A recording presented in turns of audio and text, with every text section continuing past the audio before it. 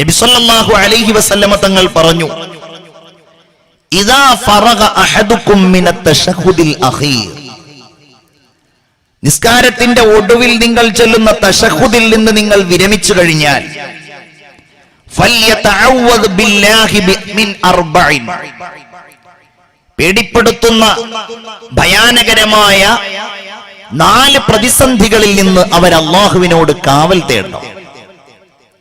നിസ്കാരം എന്നതിന്റെ അർത്ഥം തന്നെ പ്രാർത്ഥന എന്നാണ്. അസ്വലാഹ് ദുആ ആണ്, പ്രാർത്ഥനയാണ്. 2 റക്അത്താണെങ്കിലും 4 റക്അത്താണെങ്കിലും അതിന്റെ പ്രാരംഭ ചടങ്ങുകൾ മുതൽ, വുളൂഇന്റെ ഒരുക്കങ്ങൾ മുതൽ, വുളൂ ഉൾപ്പെടെ, നിസ്കാരത്തിലേക്കുള്ള പ്രവേശം ഉൾപ്പെടെ, ആ നിസ്കാരത്തിലുള്ള ഓരോ കർമ്മങ്ങളും അള്ളാഹുവിനോടുള്ള ഓരോ തേട്ടങ്ങളാണ്, അവനുള്ള പ്രകീർത്തനങ്ങളാണ്, അള്ളാഹുവിന്റെ മദ്ഹുകളാണ്. നിസ്കാരം അവസാനിക്കാൻ പോവുകയാണ്, എല്ലാം കഴിഞ്ഞു. അവസാനം ഇരുന്നിങ്ങനെ പടച്ചവനെ പ്രകീർത്തിച്ച് അള്ളാഹുവിന്റെ മുമ്പിൽ സർവവും സമർപ്പിച്ച് അത്തഹിയ്യാത്തുൽ മുബാറകാത്ത് എല്ലാം ചൊല്ലിയിട്ട്, സ്വലാത്തും സലാമും ഒക്കെ ചൊല്ലിയിട്ട് സലാം വീട്ടി പിരിയുന്നതിന്റെ തൊട്ടു മുൻപായി ഈ പ്രാർത്ഥന നമ്മൾ ചൊല്ലുന്നുണ്ട്. അതെന്താണ്? ഒന്ന് മിൻ അദാബി ജഹന്നം, നരകത്തിലെ ശിക്ഷയാണ്. വമിൻ അദാബിൽ ഖബർ, രണ്ടാമത്തേത് ഖബറിലുള്ള അദാബാണ്, ഖബറിലുള്ള പ്രതിസന്ധികൾ, പ്രയാസങ്ങൾ, ശിക്ഷകൾ അതിൽ നിന്നാണ്.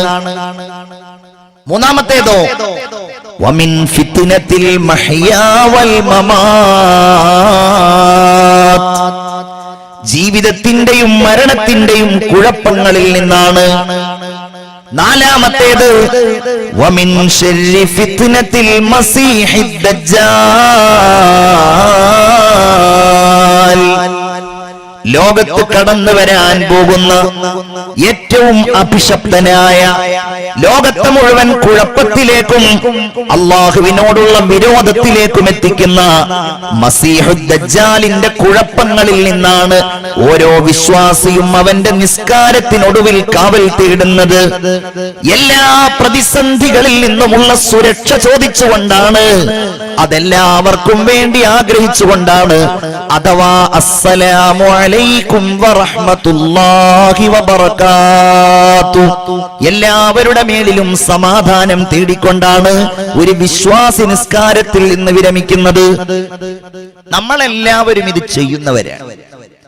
പക്ഷേ ഞാൻ ചോദിക്കട്ടെ, മനസ്സിന്റെ ഉള്ളിൽ നിന്ന്, ഹൃദയത്തിന്റെ അടിത്തട്ട് സ്പർശിച്ച രീതിയിലുള്ള ഒരു ചോദ്യം, ഒരു പ്രാർത്ഥന, ഈ പറഞ്ഞ കാര്യങ്ങളിൽ നിന്നുമുള്ള കാവൽ തേട്ടമായി നാം അള്ളാഹുവിന്റെ മുമ്പിൽ സമർപ്പിക്കാറുണ്ടോ? ഉണ്ടെങ്കിൽ നമ്മുടെ ജീവിതം ഇങ്ങനെയാവില്ലല്ലോ. ഗൗരവത്തോടെ നമ്മൾ മനസ്സിലാക്കേണ്ട കാര്യമാണ്. ഖബർ എന്ന് പറഞ്ഞാൽ പൊതുവിൽ നാം അതിനെക്കുറിച്ച് മനസ്സിലാക്കിയിരിക്കുന്നത് മണ്ണിൽ നമുക്ക് വേണ്ടി സൃഷ്ടിക്കപ്പെടുന്ന, മരണാനന്തരം സൃഷ്ടിക്കപ്പെടുന്ന ആ കുഴിമാടം എന്നുള്ളതാണ്.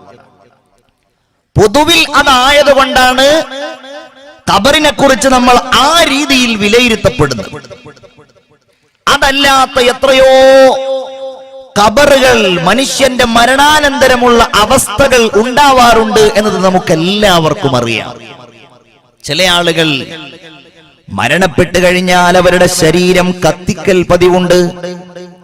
അതിന്റെ എല്ലുകളും അവശിഷ്ടങ്ങളും അവർ കൊണ്ടുപോയി നിമജ്ജനം ചെയ്യും നദികളിൽ. ചില ആളുകൾ അവരുടെ ശരീരം പ്രത്യേകമായി സൂക്ഷിക്കാറുണ്ട്. ക്രയോജനിക്സ് എന്ന് പറയുന്ന ഒരു രീതിയെക്കുറിച്ച് ഒരുപക്ഷെ നിങ്ങൾ ഈ അടുത്ത് മീഡിയകളിൽ വായിച്ചിട്ടുണ്ടാകും.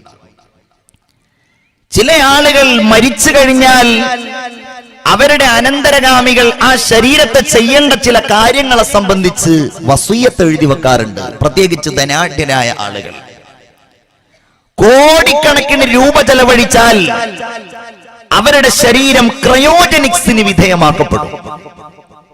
അഥവാ സാധാരണ വെള്ളം ഫ്രീസാവുന്ന, അത് തണുത്തുറയുന്ന ഒരവസ്ഥയുണ്ട്. 100 ഡിഗ്രി സെൽഷ്യസ് ചൂടാവുക, അതല്ലെങ്കിൽ അതിന്റെ പിന്നോട്ട് ഇങ്ങോട്ട് വന്നു കഴിഞ്ഞിട്ടുണ്ടെങ്കിൽ വെള്ളം ഐസായി മാറി.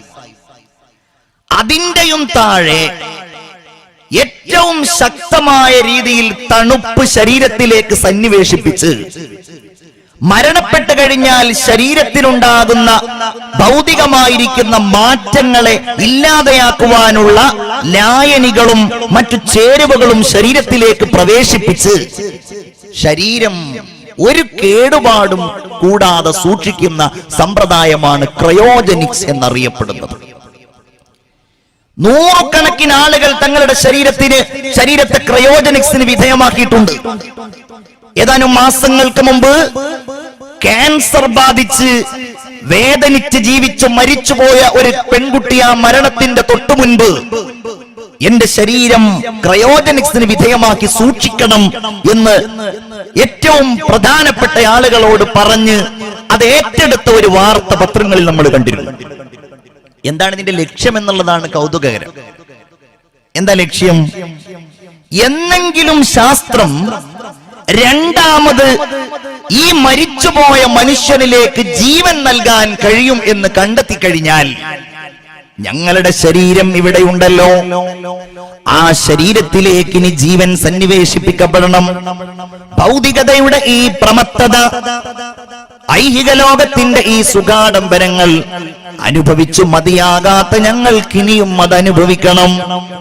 അള്ളാഹുവിനെ വെല്ലുവിളിച്ചുകൊണ്ട് അവന്റെ വിധികളെ പുച്ഛിച്ചുകൊണ്ട് ശരീരത്തെ ക്രയോജനിക്സിന് വിധേയമാക്കി സൂക്ഷിക്കുന്ന ആളുകൾ അവരുടെ ശരീരം മണ്ണോട് ചേരുന്നില്ലല്ലോ, അവരുടെ ഖബർ എവിടെയാണ്? കൊടുങ്ങല്ലൂരിനടുത്ത് കാതിയാളം എന്ന് പറയുന്ന സ്ഥലത്ത് തൊട്ടടുക്കലുള്ള പ്രദേശത്ത് സ്കൂളിൽ ഹെഡ് മാസ്റ്ററായി വിരമിച്ച സൈമൺ എന്ന് പറയുന്ന ഒരു മനുഷ്യനുണ്ടായിരുന്നു. അദ്ദേഹം ഇസ്ലാമിലേക്ക് കടന്നു വന്നു. സൈമൺ മാസ്റ്റർ മുസ്ലിമായതിനു ശേഷം ഇസ്ലാമിനെ കുറിച്ചും അദ്ദേഹം മുൻപുണ്ടായിരുന്ന ക്രിസ്തു മതത്തെ സംബന്ധിച്ചും ഖുർആനിന്റെയും ബൈബിളിന്റെയും അടിസ്ഥാനത്തിൽ പഠനങ്ങളും പ്രഭാഷണങ്ങളും നടത്തുകയും അതിനെക്കുറിച്ച് അദ്ദേഹം ഗ്രന്ഥങ്ങൾ രചിക്കുകയും വരെ ചെയ്തു. മുഹമ്മദ് എന്ന അദ്ദേഹം പേര് സ്വീകരിച്ചു. സൈമൺ മാസ്റ്റർ ഹജ്ജ് ചെയ്തു, മുഹമ്മദ് ഹാജിയായി. അദ്ദേഹം കാതിയാളം എന്ന് പറയുന്ന കൊടുങ്ങല്ലൂരിനടുത്തുള്ള ഒരു മഹല്ലിൽ അംഗത്വമെടുത്തു. അദ്ദേഹം ആ മഹല്ലുകാരോട് പറഞ്ഞിരുന്നു, ഞാൻ മരിച്ചാൽ എന്നെ നിങ്ങൾ ഈ മഹല്ലിൽ തന്നെ മറമാടണം, ഈ ഖബർസ്ഥാനിൽ തന്നെ എന്നെ മറമാടണം, കാരണം ഞാൻ ഈ മഹല്ലിലെ അംഗമാണ്. ഇസ്ലാമിക പ്രവർത്തനങ്ങളിലും പ്രബോധനങ്ങളിലും അദ്ദേഹം സജീവമായി ഇടപെട്ടിരുന്നു. ഏതാനും ദിവസങ്ങൾക്ക് മുമ്പ് സൈമൺ മാസ്റ്റർ മരിച്ചു, മുഹമ്മദ് ഹാജി മരിച്ചു. രോഗിയായി കിടക്കുന്ന അദ്ദേഹത്തിന്റെ അബോധാവസ്ഥയെ, നിസ്സഹായാവസ്ഥയെ ചിലർ ചൂഷണം ചെയ്തു.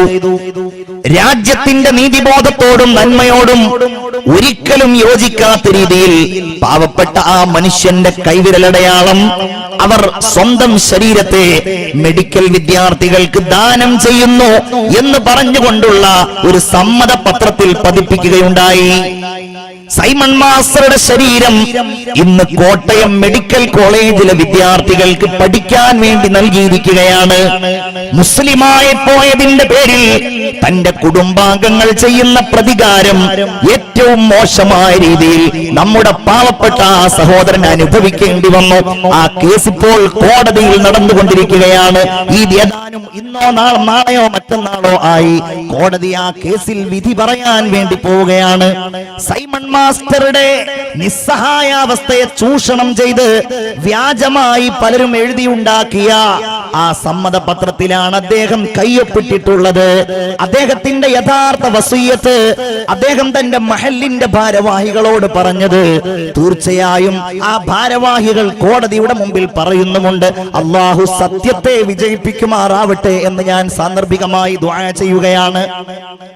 അങ്ങനെയുള്ള ഒരാളാണ് എങ്കിൽ എവിടെയായിരിക്കും അയാളുടെ ഖബർ? കാരണം അയാൾ ഖബറടക്കം ചെയ്യപ്പെട്ടിട്ടില്ല. മെഡിക്കൽ കോളേജുകളിലൊക്കെ നിങ്ങൾ ആ പുനത്തിൽ കുഞ്ഞബ്ദുള്ളയുടെ കത്തിയും മരുന്നും ഒക്കെ വായിച്ചിട്ടുണ്ടെങ്കിൽ കൃത്യമായിട്ട് അത് മനസ്സിലാക്കുവാൻ കഴിയും. അദ്ദേഹം മെഡിക്കൽ വിദ്യാർത്ഥികൾ മൃതശരീരങ്ങളെ പഠിക്കുന്നതിന്റെ വളരെ മനോഹരമായ രൂപങ്ങൾ പറഞ്ഞിട്ടുണ്ട്. അവരൊക്കെ എവിടെയാണ് കബറടക്കം ചെയ്യപ്പെട്ടിട്ടുള്ളത്? ഈജിപ്തിൽ പോയാൽ, കൈറോയിൽ പോയാൽ അവിടെയുള്ള നാഷണൽ മ്യൂസിയത്തിൽ 3000-4000 കൊല്ലങ്ങൾക്ക് മുമ്പ് മരണപ്പെട്ടു പോയ ആളുകളുടെ മൃതശരീരങ്ങൾ, ഫറോവമാരുടെ മൃതശരീരങ്ങൾ ഇങ്ങനെ ചില്ലുകൂട്ടിൽ സൂക്ഷിച്ചതായി കാണുവാൻ കഴിയും.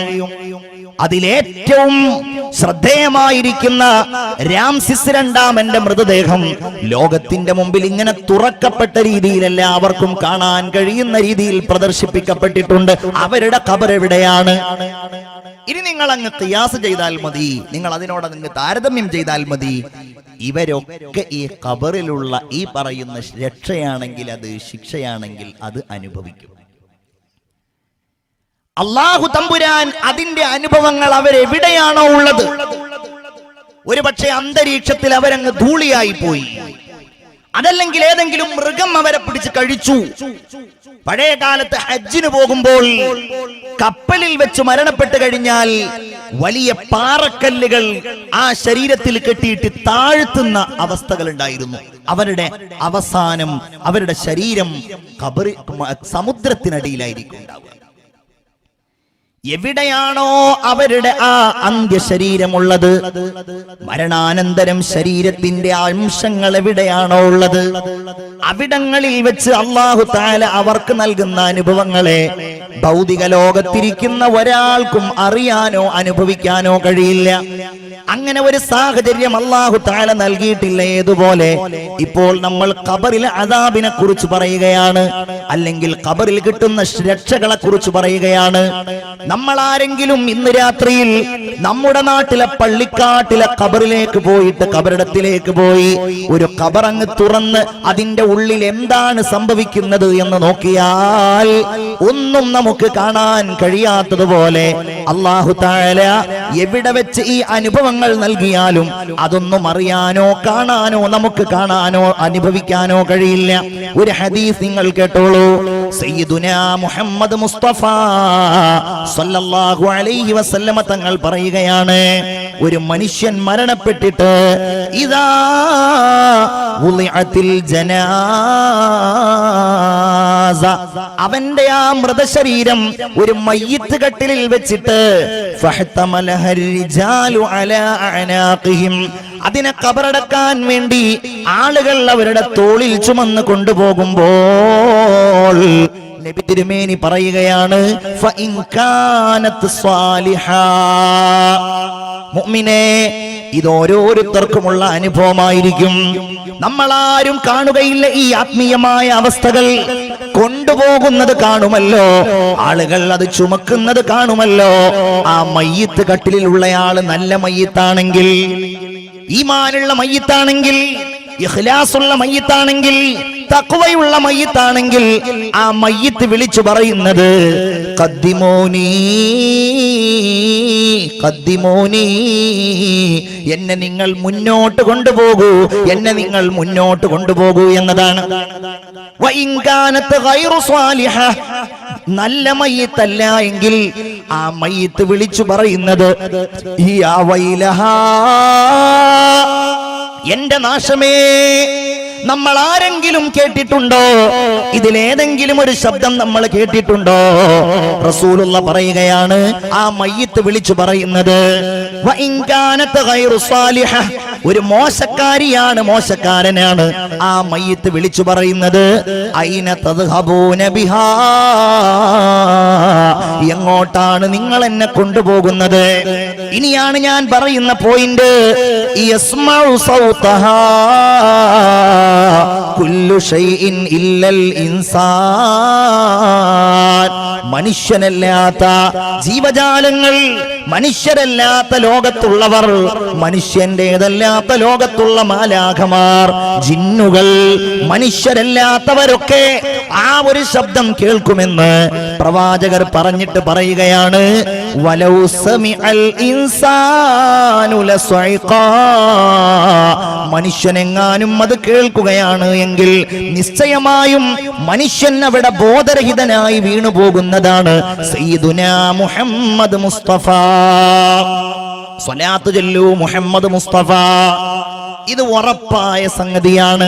ഖബർ എന്ന് പറയുന്ന ആ അനുഭവം ഹബീബായ റസൂലുള്ളാഹി സ്വല്ലല്ലാഹു അലൈഹി വസല്ലമ തങ്ങൾ ദഖല നഖ്ലൻ ലി നജ്ജാർ, ബനു നജ്ജാർ ഗോത്രത്തിന്റെ ഒരു ഈന്തപ്പന തോട്ടത്തിൽ അവിടുന്ന് കടന്നു. ഫസമിഅ സൗതൻ ഫഫസിഅ, റസൂലുള്ളാഹി എന്തോ ഒരു ഭീകരമായ ശബ്ദം കേട്ടു. അവിടുത്തെ മുഖത്ത് ഭയത്തിന്റെ ഭാവപ്രകടനങ്ങൾ ഉണ്ടായി. അവിടുന്ന് ചോദിച്ചു, ഈ തോട്ടത്തിൽ ആരുടെയെങ്കിലും ഖബറുകളുണ്ടോ? അതേ നബിയേ, നാസുൻ മാതു ഫിൽ ജാഹിലിയ, ജാഹിലിയ കാലത്ത്, അജ്ഞാത കാലത്ത്, ജ്ഞാനമില്ലാത്ത കാലത്ത് മരിച്ചുപോയ ആളുകൾ ഈ ഖബറിന്റെ ഉള്ളിലുണ്ട്.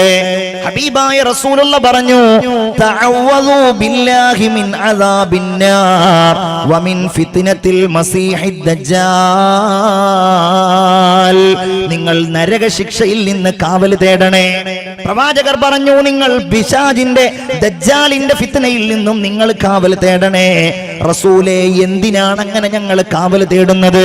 അവിടുന്ന് പറയുകയാണ്, ഇന്നൽ മുഅ്മിന ഇദാ വുളിഅ ഫീ ഖബരി, ഒരു മുഅ്മിനായ മനുഷ്യൻ അവന്റെ ഖബറിൽ വെക്കപ്പെട്ട് കഴിഞ്ഞാൽ അതാഹു മലക്കുൻ, അവന്റെ അടുക്കലേക്ക് ഒരു മലക്ക് വരികയാണ്. ആ മലക്ക് അവനോട് പറയുന്നു, മാ കുന്ത തഅബുദു ഫഇനില്ലാഹു ഹദാ, നീ എന്തിനെയായിരുന്നു ആരാധിച്ചിരുന്നത്? അല്ലാഹു അവനെ നേർമാർഗത്തിലേക്ക് നയിച്ചവനായിരുന്നുവെങ്കിൽ അവൻ പറയുന്നത്, കുന്തു അഅബുദുല്ലാഹ്, ഞാൻ അല്ലാഹുവിനെ ആരാധിച്ചയാളായിരുന്നു. റസൂല് പറയുന്നു, വീണ്ടും മലക്കവനോട് ചോദിക്കുന്നു, മാ കുന്ത തഖൂലു ഫീ ഹാദർ റജുൽ, ഈ മനുഷ്യനെ കുറിച്ച് എന്താണ് നീ പറയുന്നത്? മുഹമ്മദുർ റസൂലിന്റെ രൂപത്തിലേക്ക് ചൂണ്ടിക്കാണിച്ചുകൊണ്ട് പറയും, ഫയഖൂൽ ഹുവ അബ്ദുല്ലാഹി വറസൂലു, അവിടുന്ന് അല്ലാഹുവിന്റെ റസൂലും അല്ലാഹുവിന്റെ അടിമയുമായിരുന്നു. ഇങ്ങനെ ഒന്നുകിൽ അവന് ആ ഖബറിൽ രക്ഷ നൽകുകയും അതല്ലെങ്കിൽ ആ ഖബറിൽ അവന് ശിക്ഷ നൽകുകയും ചെയ്യുമെന്ന് സയ്യിദുനാ വ നബിയുനാ മുഹമ്മദ് മുസ്തഫ സ്വല്ലല്ലാഹു അലൈഹി വസല്ലം. ഖബറിൽ ഈ ഒരു അനുഭവമുണ്ട്. നിങ്ങൾ മനസ്സിലാക്കണം, എവിടെയാണോ മരണാനന്തരമുള്ളത് അവിടങ്ങളിലുണ്ട്. ബിസ്മില്ലാഹിർ റഹ്മാനിർ റഹീം. ഫവഖാഹു അല്ലാഹു സയ്യിആതി മാ മകറൂ വഹാഖ ബിആലി ഫിർഔന സൂഉൽ അദാബ്. കലീമുല്ലാഹി മൂസ അലൈഹിസ്സലാമിനെ അവരുടെ സകലമാന വഞ്ചനയിൽ നിന്നും അല്ലാഹു കാക്കുകയും ഫിർഔനിനെയും അവന്റെ കക്ഷികളെയും ഏറ്റവും മോശമായ രീതിയിൽ അല്ലാഹു തആല ശിക്ഷിക്കുകയും ചെയ്തു. മരണാനന്തരം അവരനുഭവിക്കുന്ന ജീവിതം എങ്ങനെയാണ്? അഥവാ അവരുടെ ഖബറുകളിൽ, അവർ കടലിനടിയിലാണെങ്കിൽ അങ്ങനെ, അവർ നേരത്തെ പറഞ്ഞതുപോലെ ചില്ലിന്റെ കൂട്ടിലാണെങ്കിൽ അങ്ങനെ, അന്നാറു യുറളൂന അലൈഹാ ഉദുവൻ വഅശിയ്യാ, ഓരോ പ്രഭാതത്തിലും പ്രദോഷത്തിലും ഫറോവയ്ക്കും അവന്റെ ആളുകൾക്കും നരകം ഇങ്ങനെ വെളിവാക്കപ്പെടുന്നുണ്ട് എന്ന് പരിശുദ്ധ ഖുർആൻ, അല്ലാഹു തമ്പുരാൻ ഖുർആനിലൂടെ നമ്മോട് പറയുകയാണ്. നമ്മൾ ആലോചിക്കേണ്ട ഒരു കാര്യം, ഈ ഖബറിൽ നിന്ന് പുറത്തേക്ക് വരുന്ന ഒരു രംഗമുണ്ട് എന്നുള്ളതാണ്. അവിടെ ഈ ഖബറും നേരത്തെ പറഞ്ഞ അവസ്ഥകളും ഒക്കെ സമാനമാണ്. ഇതാണ് ഇസ്ലാമിന്റെ വിശ്വാസത്തിന്റെ അടിസ്ഥാനപരമായ അൽ ഈമാനു ബിൽ യൗമിൽ ആഖിർ. ഖബറിൽ കിടക്കണം എന്നതിനേക്കാൾ പ്രാധാന്യത്തോടെ നമ്മൾ രക്ഷ തേടുന്നതും നമ്മൾ ആഗ്രഹിക്കുന്നതും ഒക്കെ, നമ്മൾ പഠിക്കുന്നതും നമ്മൾ ചിന്തിക്കുന്നതും ഒക്കെ ആ ഖബറിനുള്ളിൽ നിന്ന് നമ്മളൊക്കെ പുറത്തേക്ക് വരേണ്ടി വരുമല്ലോ എന്ന ഒരവസ്ഥയെ കുറിച്ചാണ്. ഖുർആനിൽ ഖബറിനെ കുറിച്ച് പറഞ്ഞതിനേക്കാൾ, മരണത്തെ കുറിച്ച് പറഞ്ഞതിനേക്കാൾ നിങ്ങൾ ചിന്തിച്ചു നോക്കൂ. ഖബറിനുള്ളിൽ നിന്ന് രണ്ടാമത് മനുഷ്യൻ വരുന്ന രംഗങ്ങളെയാണ് കരുണാവാനായ അല്ലാഹു തആല വർണ്ണിച്ചിട്ടുള്ളത്. അതാണ് ബഅസ് എന്ന് പറയുന്നത്, പുനരുദ്ധാനം എന്ന് പറയുന്നത്. ഖബറിനുള്ളിൽ നിന്ന് വരിക, ആ വരവ് ശരിപ്പെടുത്തുക എന്ന ലക്ഷ്യത്തോടെ ദുനിയാവിൽ പണിയെടുത്തോ, അവന്റെ മരണം ഖൈറ്, അവന്റെ ഖബർ ഖൈറ്. ചിന്തിക്കണം നമ്മള്. രണ്ടാമതുള്ള ജീവിതത്തെ സംബന്ധിച്ചാണ് അള്ളാഹു പരിശുദ്ധ ഖുർആനിൽ ഒരുപാട് തെളിവുകൾ സ്ഥാപിച്ച് സംസാരിച്ചത്. നോക്കൂ നിങ്ങൾ, ലാ ഉഖ്സിമു ബിയൗമിൽ ഖിയാമ. ഒരു ഉദാഹരണം, വലാ ഉഖ്സിമു ബിന്നഫ്സിൽ ലവ്വാമ. അയഹ്സബുൽ ഇൻസാനു അല്ലൻ നജ്മഅ ഇളാമ. ബലാ ഖാദിരീന അലാ അൻ നുസവ്വിയ ബനാന. ലോകാവസാനത്തിന്റെ ദിവസത്തെ തന്നെയാണ് സത്യം. ആക്ഷേപാർഹമായ ശരീരത്തെ തന്നെയാണ് സത്യം. അയഹ്സബുൽ ഇൻസാൻ, മനുഷ്യൻ കരുതുന്നുണ്ടോ, അല്ലൻ നജ്മഅ ഇളാമ, അവന്റെ എല്ലുകൾ നാം ഒരുമിച്ച് കൂട്ടുകയില്ല എന്ന്.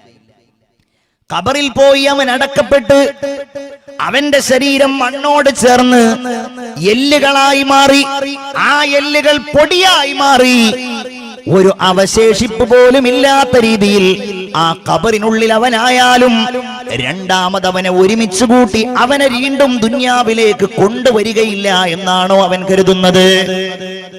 വിശ്വാസി അത് ചിന്തിക്കുന്നു, അതില്ലാത്ത ആളുകൾ അതിനെക്കുറിച്ച് ആലോചിക്കുന്നില്ല.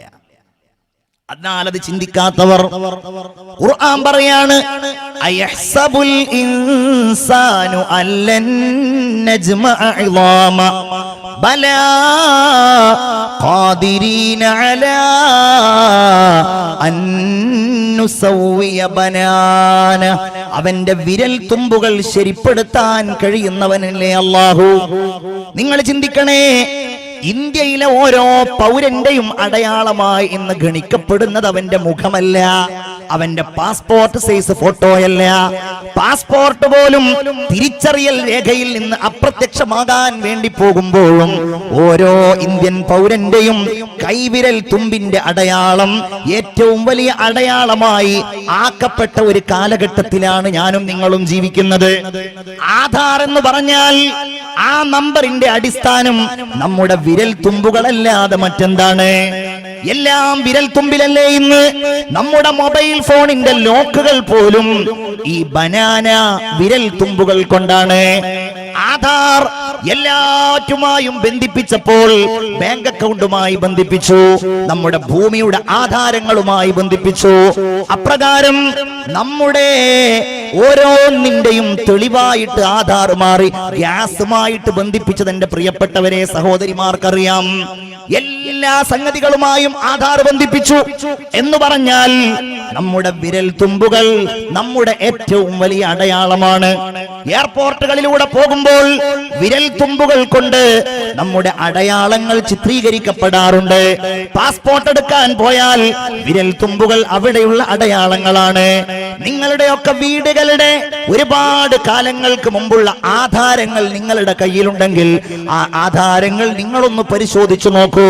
ആ ആധാരങ്ങളിൽ കാണാം എത്രയോ കൊല്ലങ്ങൾക്ക് മുമ്പ് മരണപ്പെട്ടു പോയ ആളുകൾ അവരുടെ കൈവിരൽ അടയാളങ്ങൾ ഇവിടെ അവശേഷിപ്പിച്ച് അവർ ലോകത്തോട് വിട പറഞ്ഞിട്ടുണ്ടാകും. എത്ര വലിയ അത്ഭുതമാണത്! ആരാണതിന്റെ പിന്നിലുള്ള ശക്തി? കുറ്റാന്വേഷണങ്ങളിൽ ജേക്കബ് തോമസിനെ പോലെയുള്ള കുറ്റാന്വേഷകന്മാർ വിരൽ തുമ്പിന്റെ അത്ഭുതങ്ങളെ കുറിച്ച് വാത്തോരാതെ എഴുതിയത് ഞാൻ വായിച്ചിട്ടുണ്ട്, പറയുന്നത് ഞാൻ കേട്ടിട്ടുണ്ട്. മുസ്ലിമായ ഒരു മഹാനായ പണ്ഡിതനാണ് വിരൽ തുമ്പെന്നത് ഏറ്റവും വലിയ അടയാളമാണെന്ന് ഈ ലോകത്തിന്റെ മുമ്പിൽ ആദ്യമായി വിളംബരം ചെയ്തത്. ഇങ്ങനെ ലോകത്തുള്ള ഓരോ മനുഷ്യർക്കും വ്യത്യസ്തങ്ങളായ വിരൽ തുമ്പുകൾ സൃഷ്ടിക്കാൻ കഴിഞ്ഞ അല്ലാഹു തആല ബലാ യഹ്സബുൽ ഇൻസാൻ അല്ലൻ നജ്മഅ ഇളാമ. ആ അല്ലാഹുവിന് രണ്ടാമത് ഇവന്റെ എല്ലുകളെ ഒരുമിച്ച് കൂട്ടി അവനെ ഖബറിൽ നിന്ന് പുറത്തേക്ക് വന്ന് മറ്റൊരു ജീവിതത്തിലേക്ക് അവനെ കൊണ്ടുവരാൻ കഴിയില്ല എന്നവൻ വിചാരിക്കുന്നുണ്ടോ? വല്ലാത്തൊരു വരവായിരിക്കും അത്. ഇനി ഞാൻ ആ ഭാഗങ്ങൾ ഓതാൻ സമയമില്ലാത്തത് കൊണ്ടാണ് എത്ര ആയത്തുകളാണ് അല്ലാഹു തആല അതിങ്ങനെ പറഞ്ഞിട്ടുള്ളത്. വല്ലാത്തൊരു രംഗം. ഖബറുകൾ നിങ്ങളൊന്നിങ്ങനെ മനസ്സിൽ കാണുക.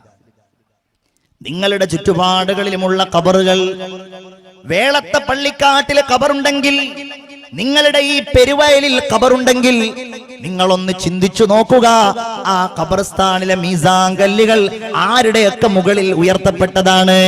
980 മരിച്ച ഉപ്പയുണ്ട്, 2012 മരിച്ച ഉമ്മയുണ്ട്, 2016 മരിച്ച ഭാര്യയുണ്ട്, 2019 മരിച്ച നിങ്ങളുണ്ട്. ഓരോ കൊല്ലങ്ങളിലായി മരണപ്പെട്ടു പോയവർ, ഓരോ കാലങ്ങളിലായി ലോകത്തോട് വിട പറഞ്ഞു പോയവർ എല്ലാവരും ഒരേ ഖബർസ്ഥാനിലുണ്ട്. ഇനി നോക്കൂ നിങ്ങൾ, വനുഫിഖ ഫിസ്സൂർ ഫഇദാ ഹും മിനൽ അജ്ദാസി ഇലാ റബ്ബിഹിം യൻസിലൂൻ. യാസീൻ ഓതുന്നവരെ, വനുഫിഖ ഫിസ്സൂർ, സൂർ എന്ന കാഹളത്തിൽ ഊതപ്പെടുകയാണ്. ഫഇദാ ഹും മിനൽ അജ്ദാസി, ഓരോരുത്തരും അതാ അവരുടെ കുഴിമാടങ്ങളിൽ നിന്ന് ഇലാ റബ്ബിഹിം യൻസിലൂൻ, അവരുടെ റബ്ബിലേക്ക് ധൃതിപ്പെട്ടു വരികയാണ്. പൊന്നുമോനെ, രക്ഷപ്പെടാൻ കഴിയില്ല. ഉമ്മമാരെ, എനിക്ക് വരാൻ കഴിയില്ല എന്ന് പറയാൻ കഴിയില്ല. നിങ്ങൾ യാസീൻ ഓതുന്നവരാണെങ്കിൽ അർത്ഥമറിയാതെ എത്രയോ ദിവസങ്ങളിൽ ഓതിയിട്ടില്ലേ? ഇതാണ് ഇതിന്റെ അർത്ഥമെന്ന് നിങ്ങൾ ചിന്തിക്കണേ.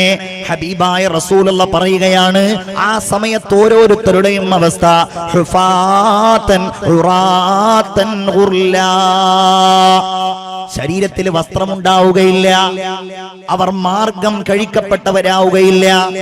അപ്രകാരം അവരുടെ ശരീരത്തിൽ വസ്ത്രമുണ്ടാവുകയില്ല, കാലിൽ ചെരുപ്പുണ്ടാവുകയില്ല. മണ്ണിൽ നിന്ന് എഴുന്നേറ്റ് അവരുടെ ശരീരത്തിലുള്ള പൊടികളെയും മണ്ണിനെയും അവരൊക്കെ ഇങ്ങനെ തട്ടുമെന്നാണ് മുഹമ്മദ് മുസ്തഫ സല്ലല്ലാഹു അലൈഹി വസല്ലം പറഞ്ഞത്. അൽ ഖാരിയ, ഭയാനകമായ സംഭവം. മൽ ഖാരിയ, അതെന്താണ് ആ ഭയാനകമായ സംഭവം? വമാ അദ്റാക മൽ ഖാരിയ, എന്താണതെന്ന് നിങ്ങൾക്കറിയുമോ? അൽ ഖാരിയതു മൽ ഖാരിയ വമാ അദ്റാക മൽ ഖാരിയ. അല്ലാഹു പറയുന്നു, അത് നിങ്ങൾക്ക് ഞാൻ പറഞ്ഞു തരാം. യൗമ യകൂനുൻ നാസു കൽ ഫറാശിൽ മബ്സൂസ്, ഇളകിപ്പറക്കുന്ന ഈയാമ്പാറ്റകളെ പോലെ ഖബറിൽ നിന്ന് മനുഷ്യന്മാരിങ്ങനെ പുറത്തേക്ക് വരുന്ന ഒരു രംഗാണത്. അതാണ് ആ ഭയാനകമായ സംഭവം. കഴിഞ്ഞിട്ടില്ല ജീവിതം, അവസാനിച്ചിട്ടില്ല ജീവിതം. ആ വരവ് വല്ലാത്തൊരു വരവാണ്. ഖാശിഅതൻ അബ്സാറുഹും തർഹഖുഹും ദില്ല. പടച്ചോനെ, ഞങ്ങൾക്ക് നീ രക്ഷയേകണേ അല്ലാഹ്. ഇതൊക്കെ ഹൃദയത്തിലേക്ക് അങ്ങ് ചേർക്ക്. അല്ല പറയാണ്, അവരുടെ കണ്ണുകളിൽ ഭയമുണ്ടാകും, അവരെ ഇങ്ങനെ നിന്യത മൂടും. ദാലികൽ യൗമുല്ലദീ കാനൂ യുഅദൂൻ, അവർക്ക് താക്കീത് ചെയ്യപ്പെട്ടിരുന്ന ദിവസമാകുന്നു അത്. കേൾക്കണേ നിങ്ങൾ, പലിശ വാങ്ങിയവർ, പലിശ കൊടുത്തവർ, വ്യഭിചരിച്ചവർ, നിസ്കരിക്കാത്തവർ, പരിഹസിച്ചവർ, പല രീതിയിലും ഇങ്ങനെ ഖബറിൽ നിന്ന് വരുമെത്രേ. റസൂലുള്ള പറഞ്ഞു, ചില ആളുകൾ ഖബറിൽ നിന്ന് വരുന്നത് അവരിങ്ങനെ എഴഞ്ഞിട്ടാണ്. വമിൻഹും ദവാബ്, ഖുർആനും അതിനെ സാക്ഷ്യപ്പെടുത്തിയിട്ടുണ്ട്. അല്ലതീ യതഖബ്ബതുഹു ശൈത്വാനു മിനൽ മസ്, പിശാചിന്റെ ബാധയേറ്റതുപോലെ ഖബറിൽ നിന്ന് ഇങ്ങനെ എഴഞ്ഞു വരും. അല്ലാഹുവേ, ഞങ്ങളെ നീ കാക്കണേ തമ്പുരാനെ. ആമീൻ പറയൂ, നീ കാക്കണേ അല്ലാഹ്. റസൂലുള്ള പറഞ്ഞു, വേറെ ചില ആളുകൾ വമിൻഹും മുശാഖ്, അവരിൽ ചില ആളുകൾ നടന്നിട്ടാണ് ഖബറിൽ നിന്ന് വരിക. വീണ്ടും പറഞ്ഞു, ചില ആളുകൾ വമിൻഹും മയ്യംശൂന അലാ ഉജൂഹിഹിം, കാലുകൾ മുകളിലേക്കാക്കി അവരുടെ മുഖം താഴെ കുത്തിയിട്ട് ഇങ്ങനെ നടക്കുന്നവരുണ്ടാകും. ഇത് പറഞ്ഞപ്പോൾ സയ്യിദുനാ മുഹമ്മദ് മുസ്തഫ സല്ലല്ലാഹു അലൈഹി വസല്ലം ചോദിച്ചു, നബിയെ, അതെന്താണ്? എഴഞ്ഞു പോവാന്ന് പറഞ്ഞാൽ മനസ്സിലായി, നടന്നു പോവാന്ന് പറഞ്ഞാൽ മനസ്സിലായി. എങ്ങനെയാണ് മുഖം കുത്തി പോവുക? നടക്കുക നബിയെ? അതെ, ഇന്നല്ലദീ അംശാഹും അലാ വുജൂഹിഹിം, ഏതൊരു റബ്ബാണോ അലാ അഖ്ദാമിഹിം, ഏതൊരു റബ്ബാണോ രണ്ട് കാലിന്റെ മുകളിൽ അവരെ നടത്തിയത്, ആ അല്ലാഹ് ഖാദിറുൻ അലാ വുജൂഹിഹിം, അവരുടെ മുഖത്തിന്റെ മേൽ നടത്താൻ കഴിയുന്നവനാണെന്ന് അല്ലാഹു പരിശുദ്ധ ഖുർആനിലൂടെ പറയുകയാണ്. അബ്ബേ അല്ലാഹുവേ ഞങ്ങളെ കാക്കണേ അല്ലാ, ഞങ്ങൾക്ക് സമാധാനം തരണേ അല്ലാ. അതാണ് ഞാൻ പറഞ്ഞത്, ഖബറിൽ കിടക്കുക എന്നുള്ളതിനേക്കാളും വലുതായി ഖുർആൻ പറഞ്ഞിട്ടുള്ളത് ഖബറിന്റെ ഉള്ളിൽ നിങ്ങോട്ട് വരിക എന്നുള്ളതാണ്. അവിടെ സലാമത്തായ രക്ഷപ്പെട്ടു. قالوا يا ويلنا من بعثنا من مرقدنا, ഒരു വിഭാഗം ആളുകൾ വിളിച്ചു പറയുന്നതാണ്. ഖബറിലുള്ള ശിക്ഷകൾ അവർ മറന്നുപോകും.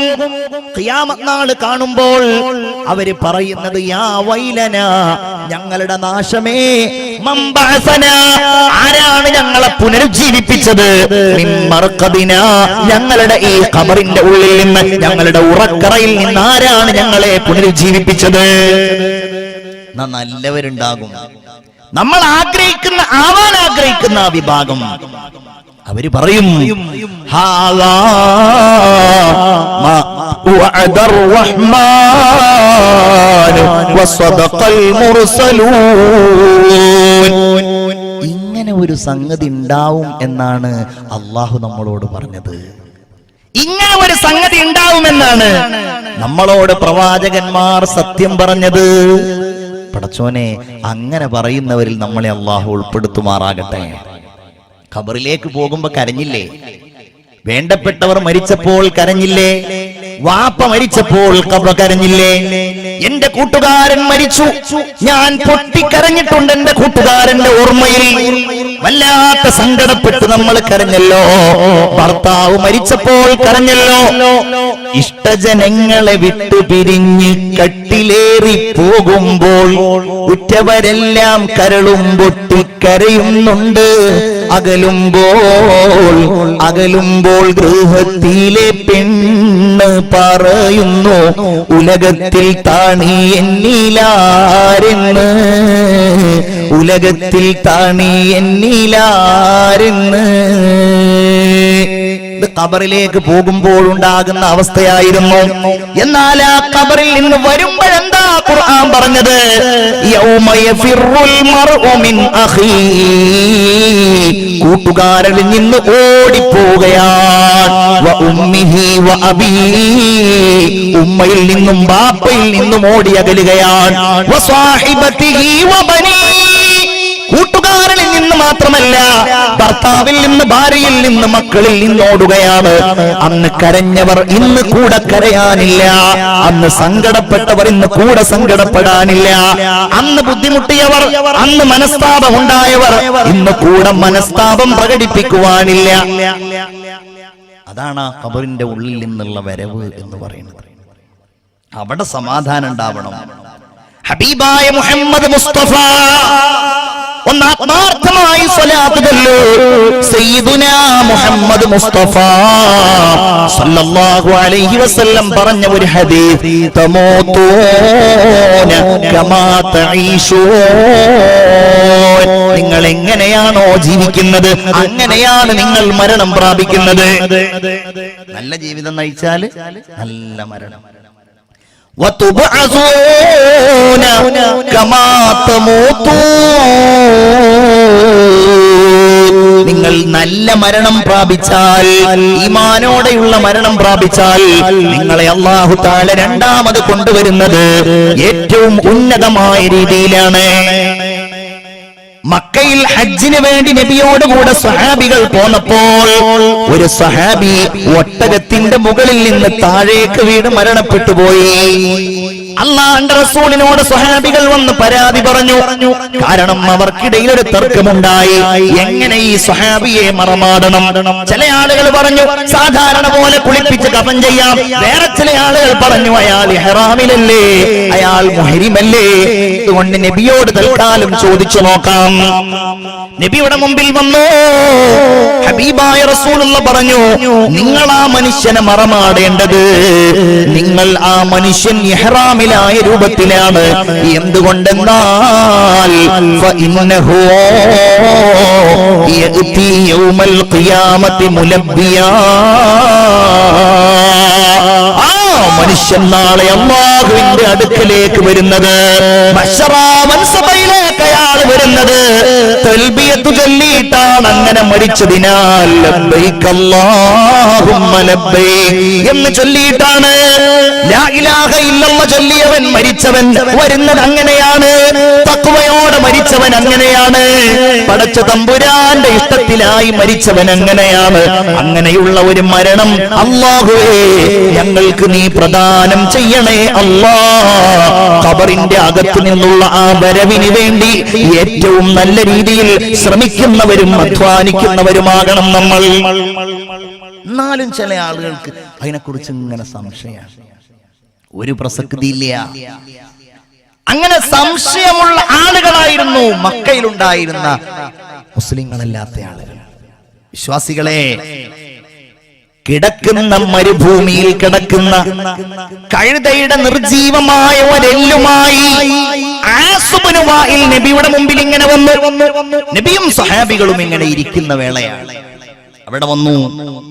എന്നിട്ട് സ്വഹാബികളുടെ മുമ്പിൽ ഈ എല്ലിങ്ങനെ ഉയർത്തിയിട്ട് ചോദിക്കാണ്, കണ്ടോ, ഇതൊരു കഴുതയുടെ എല്ലാണ്. ഈ എല്ലിൽ നിന്ന് രണ്ടാമത് കഴുത ഉണ്ടാകുമെന്നാണോ മുഹമ്മദ് പറയുന്നത് സല്ലല്ലാഹു അലൈഹി വസല്ലം? എന്തൊരു മണ്ടത്തരാണ്. ഇനി രണ്ടാമത് മനുഷ്യന്മാരെന്ന് പറഞ്ഞിട്ടുണ്ടെങ്കിൽ ദുന്യാവിൽ ജീവിക്കുക, അത് കഴിഞ്ഞാൽ പിന്നെ അങ്ങ് മണ്ണിലേക്ക് ചേരുക, അതിലപ്പുറം ഇനി ഖബറിലൊരു ജീവിതം, മറ്റത് മറിച്ചത്, അത് കഴിഞ്ഞാൽ രണ്ടാമതൊന്ന്. അങ്ങനെയില്ല. എന്തൊരു മണ്ടത്തരാണ്. ഇത് പറഞ്ഞപ്പോഴാണ് അല്ലാഹു മറുപടി പറഞ്ഞത്, ബിസ്മില്ലാഹിർ റഹ്മാനിർ റഹീം. وضرب لنا مثلا ونسي خلقه قال من يحيي العظام وهي رميم. അവൻ ഉദാഹരണം പറയുകയാണ്.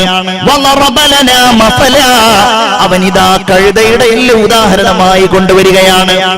എന്നിട്ടോ അവനവൻ എങ്ങനെയാണ് ഉണ്ടായത് എന്ന് മറന്നിരിക്കുകയാണ്.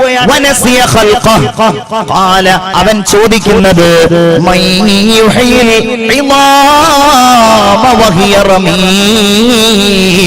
നിർജീവമായി പോയ ഈ എല്ലുകൾ എങ്ങനെയാണ് ജീവിപ്പിക്കുന്നത് എന്നതാണ്. നബിയേ, നിങ്ങൾ അവനോട് പറയണേ,